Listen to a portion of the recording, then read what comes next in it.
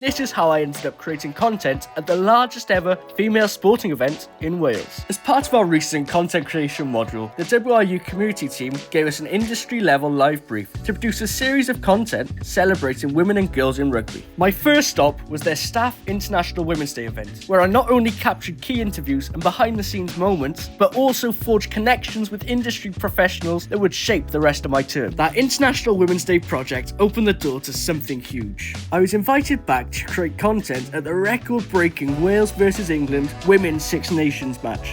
From there, the team trusted me to create content for their ITH Sevens tournament, their esports event in the stadium, and most recently, a staff-led video for their Integrity Symposium that now lives on their website. Working alongside the Welsh Rugby Union has been such an incredible experience. Plus, my portfolio is now filled with real client projects. Give me a head start, ready for the world of work. This is exactly what studying advertising at USW is all about, and I can't recommend the course enough.